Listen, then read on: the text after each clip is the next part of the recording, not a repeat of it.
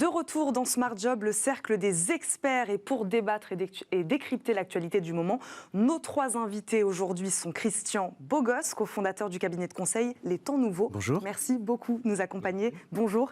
Christine Duroux nous accompagne également, senior partner chez Kea Partners et vice-présidente également d'entreprise et progrès. Bonjour. Bonjour. Bienvenue sur le plateau de Smart Job. Et Jean-Claude Beaujour, avocat international en droit des affaires et vice-président évidemment de France Amérique, est également avec nous. Bonjour. Bonjour. Merci d'être là tous les trois.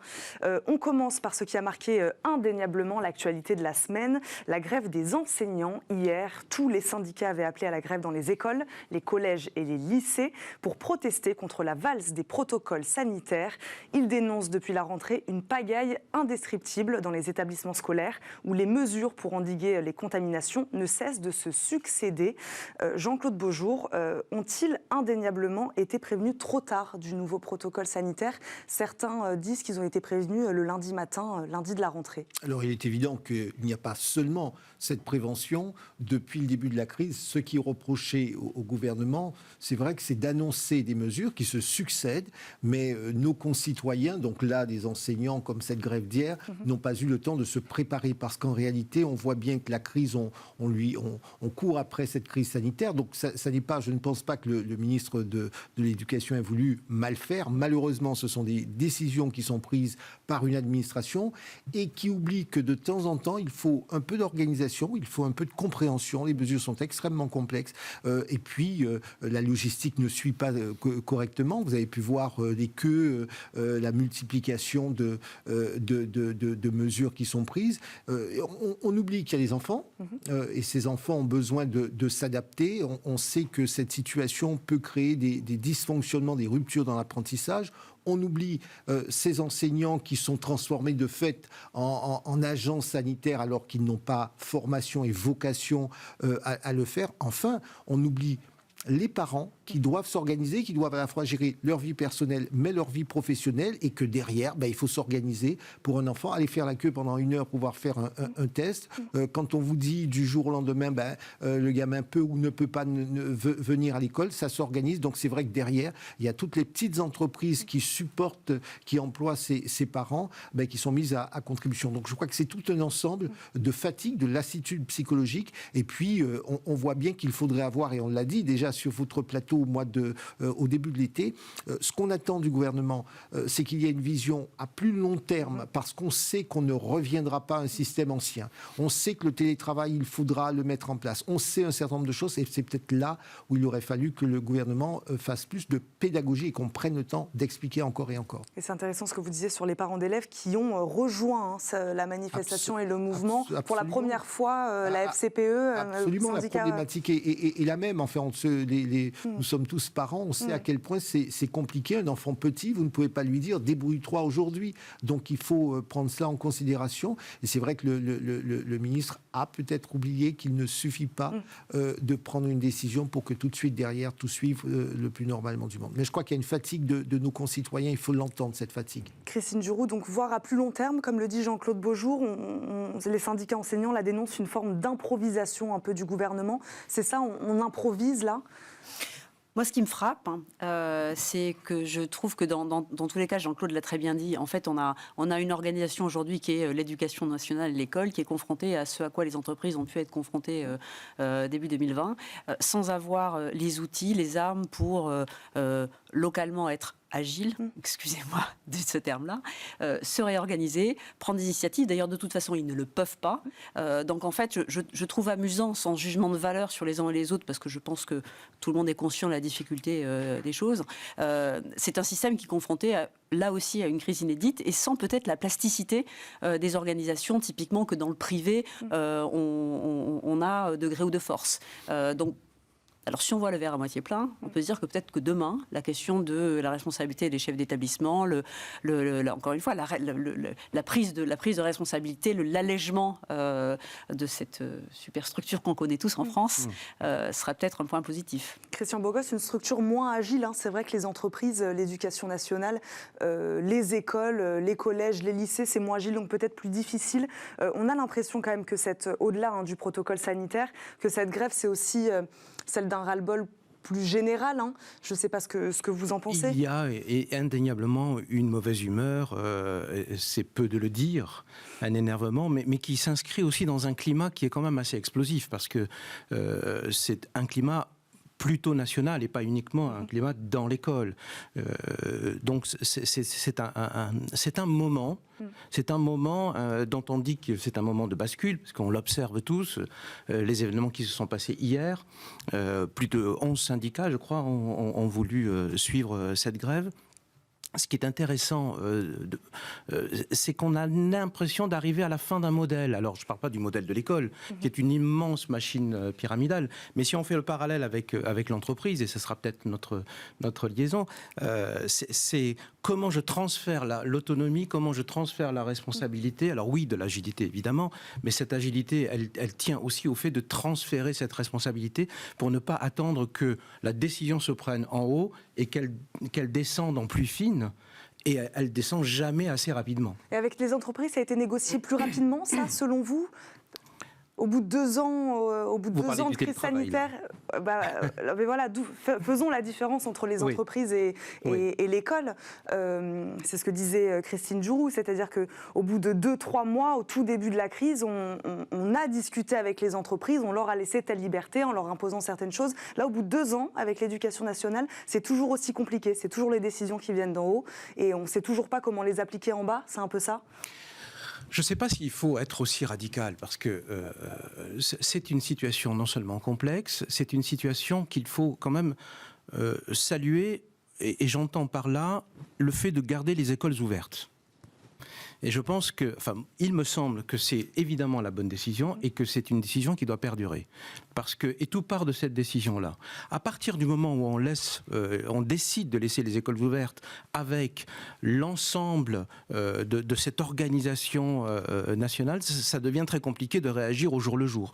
Et tout le problème est là, évidemment. Et puis vous avez la différence avec le monde de l'entreprise, parce qu'avec le monde de l'entreprise, ça n'est pas tout aussi facile.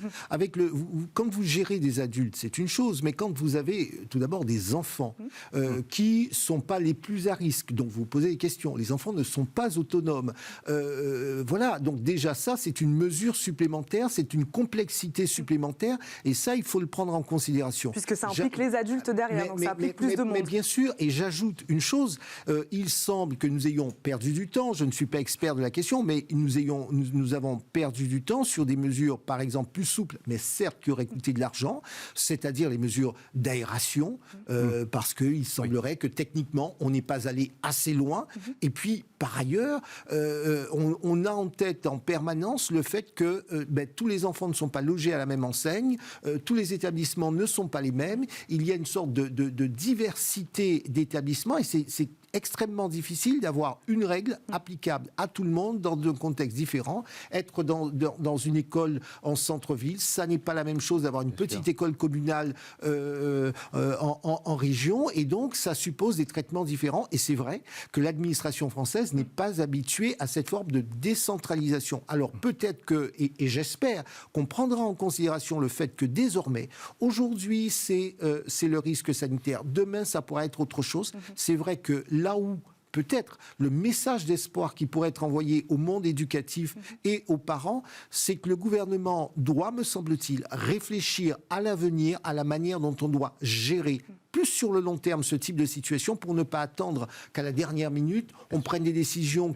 dont on a le sentiment qu'on ne peut pas très bien les appliquer de manière instantanée, et donc on est perdu, parce que là encore, les enseignants ont le sentiment d'être perdus. Moi, j'ai eu une belle-sœur enseignante au téléphone, elle me dit c'est extrêmement complexe, parce que d'un enseignant, d'un établissement, d'une région, tout cela est compliqué à mettre en œuvre. Christine Djourou, c'est une grève donc peut-être aussi contre la complexité, c'est ce que dit Jean-Claude Beaujour, c'est un peu complexe tout ça, des administrations qui pondent des protocoles sanitaires dont on ne comprend pas des fois très bien comment les mettre en place. C'est aussi un peu une grève contre la complexité administrative. Je ne sais pas, parce que je pense que l'éducation nationale est largement habituée à ça.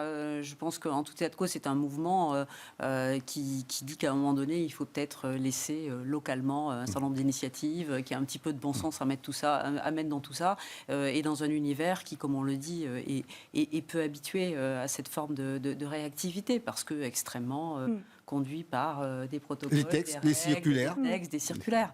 Et là, vraiment, on a un choc des cultures. Christian Bogos, oui, c'est pas si facile que ça d'adapter, c'est toujours le problème. On essaie de donner un cadre réglementaire commun, et puis après, il faut s'adapter en fonction des écoles, en fonction des territoires. C'est ça aussi qui rend difficile, de la même manière que pour les entreprises d'ailleurs, les plus petites entreprises et les plus grosses structures. C'est ça qui rend la tâche aussi compliquée. Absolument, absolument.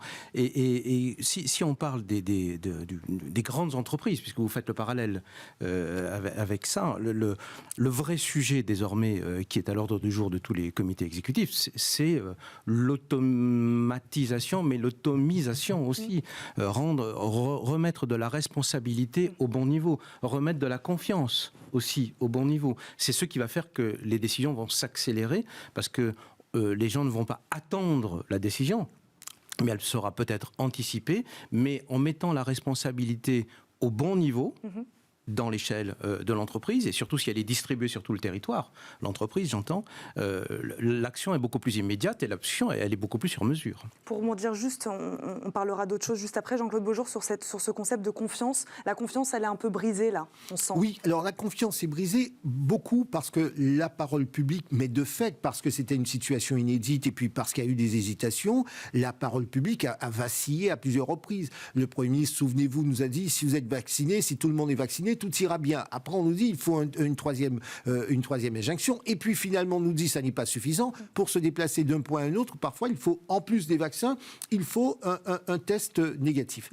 Donc, c'est vrai qu'on peut comprendre nos concitoyens. Cela étant, je pense que là où il faut qu'on se dirige désormais, c'est de se demander pour l'avenir, mais vraiment pour l'avenir, comment est-ce qu'on va s'organiser dans ce type de situation et permettre qu'il y ait une réflexion, un dialogue, y compris avec ceux qui sont concernés. Si on prend très rapidement un court exemple, vous avez des mesures en France qui sont prises dans les zones à risque de tremblement de terre. Mais partout, on ne risque pas un tremblement de terre. Mais qu'est-ce qui se passe? C'est qu'il y a des règles générales et puis localement, chaque région voit ici ou là, est-ce qu'il y a un risque de tremblement de terre? Est-ce qu'il y a un risque d'éboulement? Comment est-ce que je m'organise? Comment est-ce que géographiquement j'organise l'évacuation? Et c'est cela. Et tant que les uns et les autres, ceux qui sont concernés, chacun d'entre nous, tant qu'on n'a pas le sentiment qu'on est écouté, on est regardé, on est entendu sur les mesures concrètes qu'on propose de prendre en cas de risque, et on est bien d'accord, ça sert à protéger les concitoyens, donc il n'y a pas de mauvaise volonté, il y a simplement le besoin de comprendre. Vous savez, d'une manière générale, et je pense que mes collègues du plateau seront complètement d'accord, lorsqu'il y a un sujet, je pense qu'il faut faire débat, il faut réfléchir ensemble et faire en sorte que la solution émerge. Il faut que le corps social s'approprie les mesures qui seront, les grandes mesures, je ne parle pas mais les grandes mesures qui seront prises. Tant que le corps social ne s'appropriera pas les mesures qui doivent être prises dans ce type de situation, il aura, ce corps social, le sentiment d'être complètement largué. Et pour se l'approprier, il faut qu'il fasse aussi partie de la solution. Oui, de la réflexion. Absolument. Autre sujet donc qui fait lui aussi l'actualité, pas de boom de télétravail. Depuis la rentrée, il est en effet obligatoire, 3 jours par semaine pour ceux qui le peuvent, mais certaines entreprises ne jouent pas le jeu. C'est ce que montre le dernier sondage réalisé par Harris Interactive pour le ministère du Travail. Christine Duroux, comment expliquer que le télétravail faiblisse au moment justement où le gouvernement le rend obligatoire? Oui, alors déjà, un peu paradoxal. Oui, il y a un paradoxe. Alors déjà, il y a plusieurs paradoxes. D'une part, le décalage entre ce que veulent les entreprises et ce que veulent les salariés, il est, semble-t-il, assez mondial. Je lisais justement avant-hier dans les prévisions de The Economist pour l'année 2022 à San Francisco. On pourrait croire que tout le monde embrasse le télétravail, etc. Pas du tout. Les entreprises pensent qu'on devrait passer un quart des jours en télétravail, les salariés la moitié. Donc déjà, il y a un décalage mondial entre ce que voudraient les salariés en théorie et ce qu'ils voudraient en pratique. Après, il y a un décalage français. Et même par rapport à l'Europe. Pareil, je crois qu'il y a 2 jours, il y a une étude qui est sortie au niveau européen sur laquelle les Français sont relativement à la traîne. Chez Entreprises et Progrès, on a fait une étude d'ailleurs et un travail il y a quelques mois qui s'appelait Le nouveau rôle du siège et qui montrait en fait une chose, c'est finalement pas seulement les entreprises qui sont contre le télétravail. Il y a une spécificité française qui est quand même le corps social, le fait social, pas forcément générationnel d'ailleurs. Les jeunes, témoignages d'entrepreneurs et de dirigeants. Les jeunes sont les premiers à vouloir revenir sur les lieux du travail. Alors, pas tous les jours, pas horaire fixe, mais c'est les premiers. Ils ont des petits logements, voilà. Donc, en fait, ce retard, je pense que d'abord, janvier, il n'y a pas eu un avant et un après. Ça a été on est revenu au travail, on a repris du lien, on a peut-être repris des habitudes, mais il y a quand même une appétence à trouver un nouvel équilibre qui est encore instable.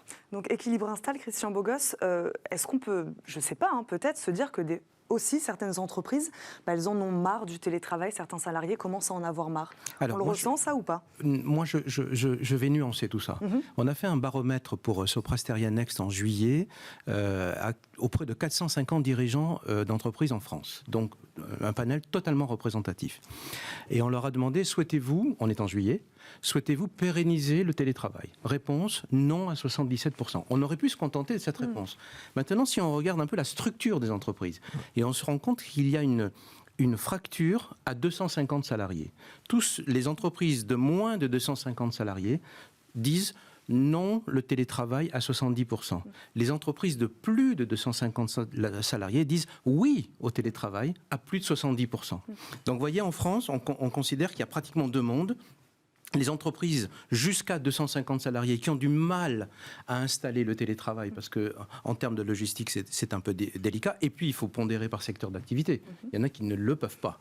Et au-delà de 250 salariés, il y a un plébiscite quand même pour le télétravail. C'est pour ça que le sondage de Harris Interactive, moi je le nuancerai parce que il dit quand même 60% de ceux qui peuvent faire du télétravail le font. 60%. Donc j'imagine que le gouvernement aurait aimé 100%. C'est peut-être ça, sa mauvaise humeur. Mais quand on regarde dans le détail, on est aujourd'hui à 3 jours et 3,3 jours, je crois, par semaine. À l'époque, on était plutôt autour de 2 jours. Et donc on a des salariés, moi je suis tout à fait d'accord avec vous, on a des salariés qui disent « ça m'intéresse, mais pas à n'importe quelle condition ». Plus on est jeune, moins on en a envie, mais on a plutôt envie de gérer son temps de travail comme on le souhaite. C'est peut-être ça qu'il faudra mettre en regard.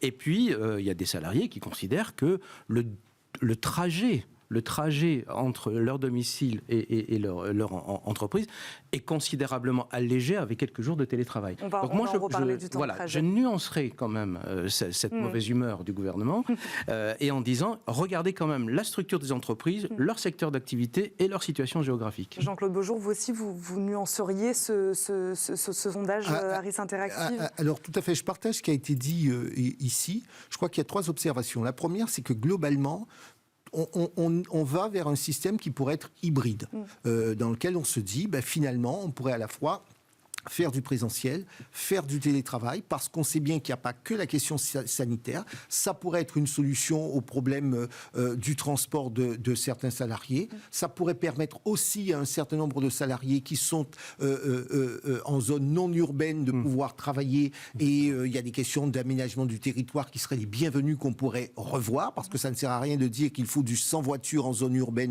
Et il n'y a pas qu'à Paris, dans les grandes villes, mais même en région, on voit bien que la circulation, c'est difficile. Outre les très longs trajets de certains salariés, ça peut être une solution pour un travail de meilleure qualité, faire en sorte que le salarié travaille dans de meilleures conditions. Ça, c'est la première remarque.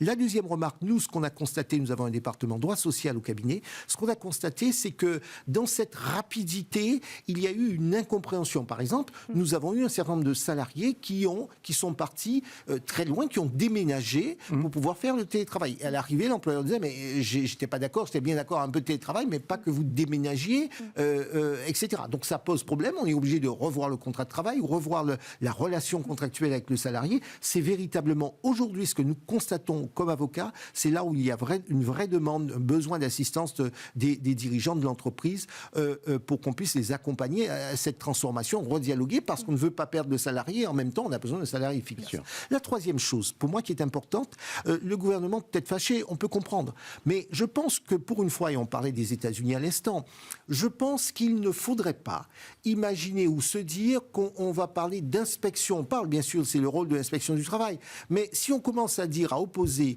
l'administration et les employeurs... En disant on va augmenter les contrôles...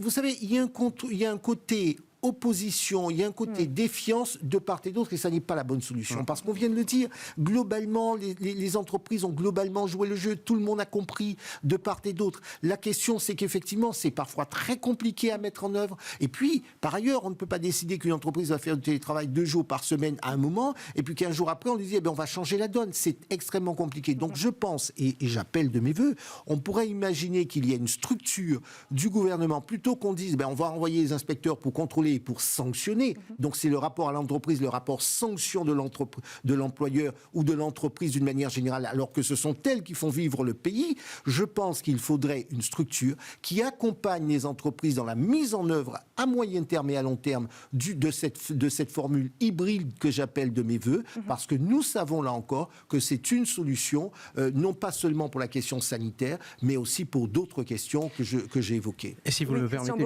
juste une remarque de 30 secondes. Ouais. C'est la question est celle du management.